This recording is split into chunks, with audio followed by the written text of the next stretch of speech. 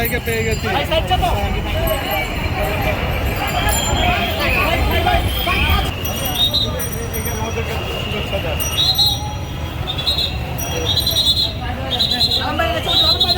পৃথিবীর সেরা উপহার তোমাদের জন্য।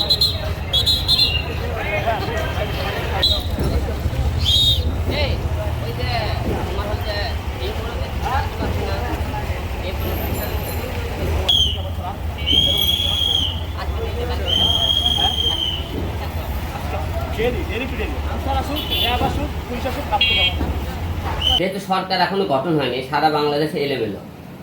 আপনারা হয়তো দেখেননি, আমি নিজেও কিন্তু ট্রাফিকের দায়িত্ব করার সিগন্যাল পালন করছি। যেই জায়গায় দেখতে সিগন্যাল আমি রাস্তাটা করে দেখি এই জায়গায় জাম বাড়ছে, আমি নিজেও মনে করেন দু একটা সিগন্যাল খানিকক্ষণ আমি ওয়েট করছি। তো এইরকম আমরা শুধু ছাত্রদের ওপর আপনারা দেশ কেন ছেড়ে দিচ্ছেন? যাদের কাজকর্ম নাই, যারা এখন পর্যন্ত আপনারা বেগার বসে আছেন, তারা ইচ্ছে করে প্রতিটা বাংলাদেশের প্রতিটা ট্রাফিক সিগন্যালে আপনারা 1 ঘন্টা 2 ঘন্টা সময় দিয়ে দেশটা গুছিয়ে নিয়ে আসেন। আপনার দেশ নতুন সরকার আসলে কি গোছাতে পারবে? আমরা জনগণ সবাই যদি একত্র না হই, দেশ তো গোছাতে পারবে না। এক দল দিয়ে যাবে, আরেক দল আসবে। জনগণ মনে করে কাকে নিয়ে আসবে কেউ জানে না। জনগণ এমনও হতে পারে, জনগণ নতুন কাউকে কোনো দল চাইতেছে, নতুন কোন রাজনীতিবিদকে চাইতেছে, এইরকমও তো হতে পারে। কিন্তু আমাদের সবদের আগে দেশ গোছাতে হবে।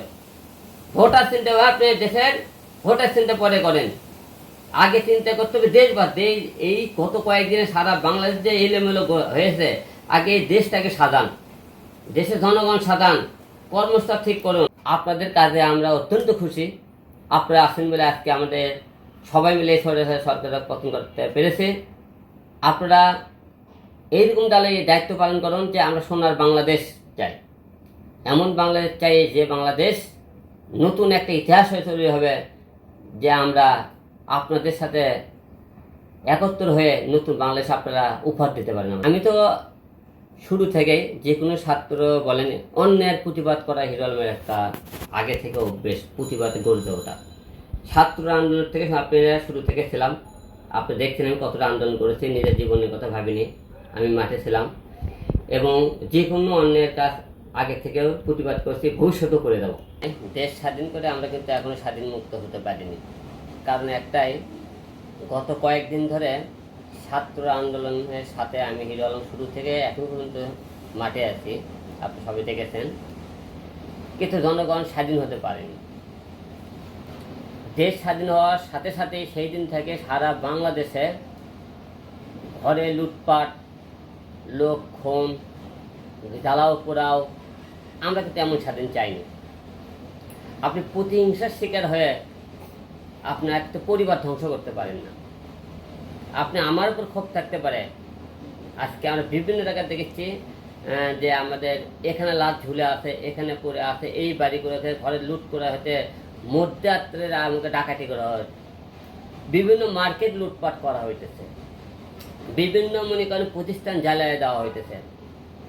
আপনাদের রাগ হাসিনের আপনি অস্তিত্ব আপনি জ্বালিয়ে পুড়ে দিতেছেন ভালো, মজিবরে ধ্বংস করতেছেন ভালো, কিন্তু এই বিলে যে এই না জনসাধারণ উপরে কেন আঘাত নিয়ে আসতেছেন? আপনারা জনগণের জানমাল কেন আপনি লুটপাট করতেছেন?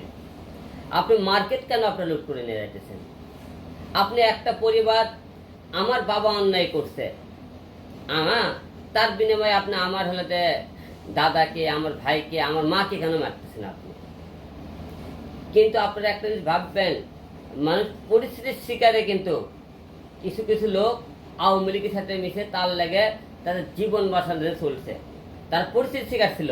এটা আপনি তো অনেকে বুঝতে হবে যে অনেক বিএনপির লোক দেখবেন আওয়ামী লীগ হয়ে গেছে, অনেক সাধারণ জামাত লোক আওয়ামী লীগ হয়ে গেছে, অনেক টাইমে অনেক সাধারণ লোক আওয়ামী লীগের নাম বকে কেন জানেন? জয় বাংলা স্লোগান দিতেছে, কারণ তাদের পরিবারকে বাঁচানো, তাদেরকে বাঁচানোর জন্য।